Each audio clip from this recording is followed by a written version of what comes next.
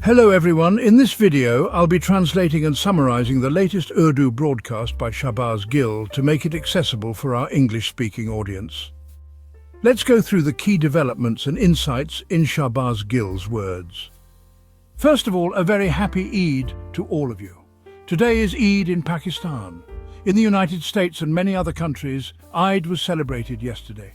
So today marks the second day of Eid in those places. Since it is Eid in your region today, I wish you a heartfelt Eid Mubarak. The biggest story we have at the moment comes from the Economic Times, the world's second largest newspaper. It has reported that Pakistan's premier and most important airbase, Noor Air Base located in Rawalpindi, right next to Islamabad, is under American control. Imtiaz Gul has further revealed that an American officer reportedly held a gun to the temple of a Pakistani Air Force officer. This is a bombshell story, and I will present all the details to you. But before that, I want to share a message with you. Since today is Eid and you will be making a sacrifice, there is no doubt that Allah has commanded us to divide the sacrificial meat into 3 parts. One for the poor, one for relatives and friends, and one for yourself. If you follow this, you are in the right. Giving one part to the poor and keeping the rest for your family and friends is not sinful, as far as I know. I'm not a religious scholar, but I want to draw your attention to a news report published today. According to today's newspapers, the United Nations and the World Bank have released new statistics revealing that 45% of Pakistan's population now lives below the poverty line. Now, what does below the poverty line actually mean? Well, it means that if a person has less than $2.15 per day, so that's approximately 550 to 600 Pakistani rupees, they are considered below the poverty line. This is talking about the bare minimum, really. Now, in Pakistan, if one person earns 550 to 600 rupees per day, that means a household of 4 needs at least 2,400 rupees per day. And if you add 2 more members, that would be 3,600 rupees per day. That means an income of 70,000 to 90,000 rupees per month would be needed just to touch the poverty line. Poverty is often explained in this way.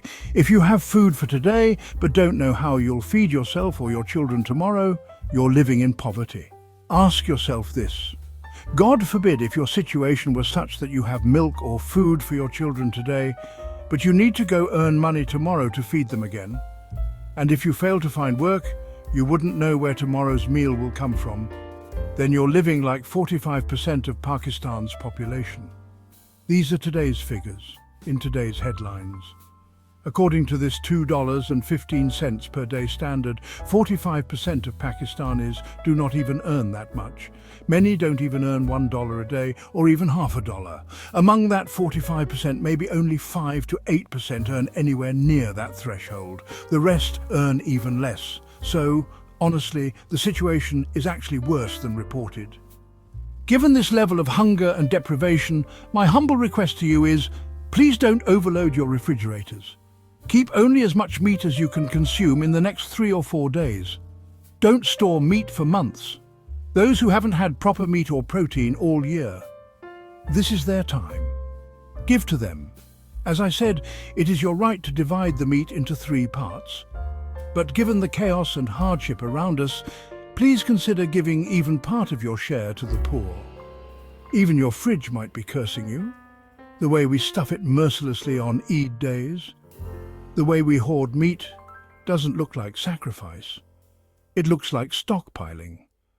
Don't let your fridge become like Mian Nawaz Sharif, sitting sadly with a frown, just because you overfilled it with extra meat. So my request today is give generously, not just meat, but whatever else you can afford. Share with those in need. Now let's return to the bombshell story I mentioned. The Economic Times, the second largest English business newspaper in the world after the Wall Street Journal, with 800,000 to 900,000 copies or digital accesses per day, has reported that Pakistan's Noor Air Base is under American control, and Pakistani military officers are not allowed to enter it. They cite a video, specifically a video by Imtiaz Gul, which is also circulating on social media. No one knows exactly when the video was recorded, but it seems to be a bit old. Regardless of whether it's new or old, the content is alarming. The Economic Times, a major Indian newspaper published from 12 to 14 cities, reports that at some point, when Pakistani officers questioned the US military about some cargo being unloaded at the airbase, they were told, "This is none of your business. Don't ask about it." When they pressed further, a US Marine drew his gun and pointed it at the Pakistani officer's head. According to Imtiaz Gul in that video early on, several US aircraft would come and go from Noor Air Base, and no one knew what cargo they carried. They were supposed to inform the Ministry of Foreign Affairs and Ministry of Defense about the contents, but they didn't. They seemed to behave as if the base belonged entirely to them. One time, when Pakistani Air Force officers questioned them as cargo was being offloaded, a US Marine told them, "Sorry, we can't tell you what's in there, it's American cargo." When our officers resisted a little, the Marine pulled out a pistol and aimed it at the officer's head, saying, "You have no authority to ask about this." Now, when I watch that video, I feel it is from the past. It seems the Economic Times only recently got their hands on it. It's not recent, but even if it is from the past, the implications are very serious. The article suggests that this could be linked to global tensions, especially the Sindhura operation, as India calls it, implying that perhaps the US was angry because their personnel were stationed at Noor Air Base when it was targeted. Though the paper doesn't explicitly state this, it hints that this base, being near Pakistan's nuclear command and control center, might be a sensitive issue for the US and others. CNN and other outlets have also previously made similar claims. So the question now is, was this control in the past and is no longer, or is it still ongoing? Given the gravity of this, the Pakistani Air Force and ISPR must respond. If the Economic Times, a serious and credible outlet, has published something false, they must be challenged. And if Imtiaz Gul, a highly respected analyst, author and journalist who never spreads baseless news, is mistaken here, that too needs to be clarified. He is not known to publish random rumors. This story deserves a strong and official response from the Pakistani government. Moving on to the next major story. Sheikh Rasheed has made a revelation. He has finally disclosed that the interview he gave with Moeed Farouk was forced. He was given a pre-written script under pressure and told to read every word. He said, "If I had spoken against Imran Khan that day, my face would be cursed forever." He added that although pressure was intense, he didn't read even a single word from the script. If you recall, during that interview, Sheikh Rasheed, an experienced politician, was being questioned by a digital journalist whom I'll call a tout. Despite being under duress, literally under threat, Sheikh Rasheed cleverly handled the situation. He even asked on air, "Where's the paper I'm supposed to read from?" Apparently he had already thrown it away or set it aside. Everything was recorded on camera. Later, Moeed Farouk personally messaged me months ago, denying that he had forced the interview. He claimed it was done with Sheikh Rasheed's consent, but now Sheikh Rasheed has confirmed he was abducted and coerced. By international human rights standards, Moeed Farouk has violated free speech laws and is now complicit in crimes that are categorized globally as war crimes. If justice ever prevails, he too may be held accountable one day. Zalmay Khalilzad has posted a tweet. You know, he's the United States envoy for Afghanistan.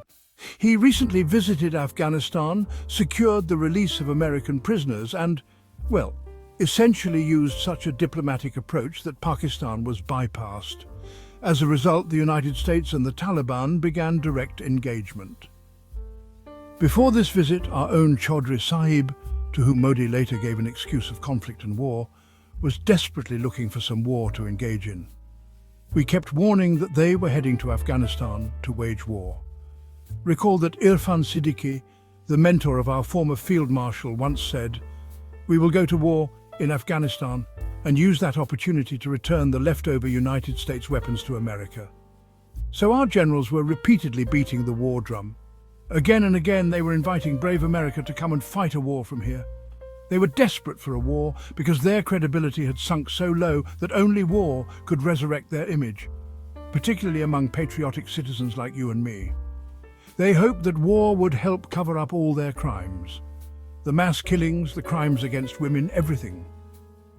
Just like Yahya Khan in 1970 or Ayub Khan in 1969, when Ayub announced elections for 1970 but delayed them till December, over a year later. Similarly, they are trying to delay elections here. They've already dragged it out 1.5 to 2 years. If they had held elections within 3 to 5 months at the start, it would have been a positive move for Bangladesh. That nation could have moved forward. Now, because of this delay, instability and anarchy will spread in Bangladesh. Even if Sheikh Hasina's legacy isn't popular among the public anymore, this situation could give it a partial comeback or reluctant acceptance. Mr. Mohammed Yunus had an opportunity to govern. He enjoyed the perks of power, but he missed a golden opportunity.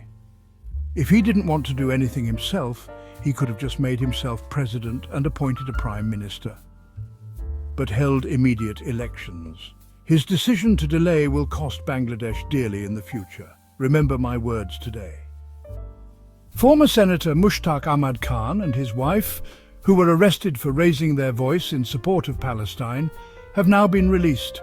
Yes, I am talking about Pakistan, our beloved homeland, where the defense minister just 3 or 4 days ago, possibly under the influence of too much cough syrup, tweeted a video from Spain showing protests for Gaza and commented, "If only a Muslim country had such courage. Free Gaza." He forgot that he himself is the defense minister of the only nuclear-armed Muslim country. Yes, I'm talking about Khawaja Muhammad Asif, but he neither has education, nor shame, nor awareness. He also doesn't follow the doctor's advice on how much cough syrup to take. He likely drinks too much and then ends up tweeting such things, which earn him ridicule worldwide. Thankfully, Senator Mushtaq Ahmad was released yesterday and will at least spend Eid at home. But the hypocrisy of Jamaat-e-Islami's leadership is unmatched. Look at how silent they've been. Not one of them spoke out in support of Senator Mushtaq or Gaza. This man is their own senator. Meanwhile, Chaudhry Nizamuddin has instructed everyone in the party not to even mention Palestine. Anyone who does will be sent to jail. Next story. CTD has conducted a major operation in Punjab. Pakistan's intelligence agency has arrested 3 terrorists, and a case has been filed in Faisalabad. It is being said that these terrorists were planning to conduct terrorist activities in Pakistan and are believed to be affiliated with RAW, which is India's intelligence agency. Although they are Pakistani nationals, they were either trained by RAW or were acting on behalf of RAW. Just as ISI is our intelligence agency, RAW is theirs. These individuals were arrested and now have cases registered against them at Faisalabad CTD. Across the border in India, the Modi government is also busy arresting people under anti-terror laws like TADA and others. They've arrested 14 people, claiming they are spies working for Pakistan's ISI. Some of the names include Jyoti Malhotra, who is a YouTuber and called a fake spy by Indian authorities, Arman, Muhammad Tarif, Ghazala, Yasmin, Muhammad Fulkashir, Suraj Masih, Noman Ilahi, Shahzad, Moti Ram Jat, Sukhpreet Singh, Kanbir Singh, Shakir Khan, Shakur Khan and Pathan Khan. They claim these individuals were working with Pakistan's ISI. I spoke with a few top Indian journalists and they told me this is all nonsense. These people aren't spies. The Indian government is just arresting people to save face and to intimidate innocents by falsely branding them ISI agents. It's all propaganda without any real evidence. Now, God forbid, but it seems like we've started playing the same game, maybe to balance the scoreboard. Suddenly, we too have arrested 3 alleged terrorists. If they are truly guilty, we must present solid evidence. We should not follow Modi's example. If this is a numbers game, they caught 14, so we'll catch some too, then innocent people might suffer here as well. Just like Modi falsely labelled 14 people as spies, we might end up doing the same here. That wraps up our translation of Shahbaz Gill's video. I hope this English version helped you understand his message better. Please like, share and subscribe to Awami Lens to help our community grow. Don't forget to leave a comment below and let me know what you thought of this effort.